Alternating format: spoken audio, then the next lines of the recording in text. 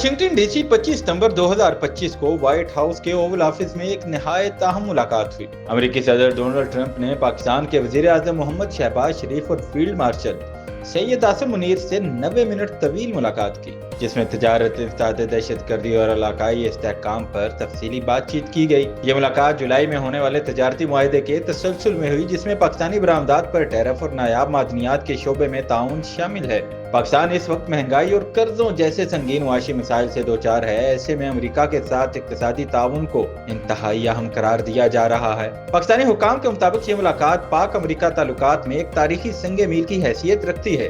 दोनों मुमालिक ने न सिर्फ मुईशत बल्कि सलामती के मैदान में भी करीबी ताउन बढ़ाने के अज़्म का इजहार किया। सदर ट्रंप ने वज़ीर आज़म शहबाज शरीफ को एक अजीम लीडर करार दिया, जबकि फील्ड मार्शल आसिम मुनीर को बहुत शानदार शख्सियत कहा। इन बयानात से मुलाकात का मस्बत और खुशगवार माहौल झलकता रहा। माहिरीन के मुताबिक ओवल ऑफिस में होने वाली ये मुलाकात न सिर्फ अलामती तौर पर अहम है, बल्कि अमली तौर पर भी ताल्लुकात को नए सिरे से इस्तवार करने की तरफ एक बड़ा कदम है। अगरचे किसी बाज़ाब्ता मुआहदे का ऐलान नहीं हुआ, लेकिन इस इजलास को इस्लामाबाद और वाशिंगटन के दरमियान एतमाद की बहाली के लिए एक अहम पेशरफ्त करार दिया जा रहा है।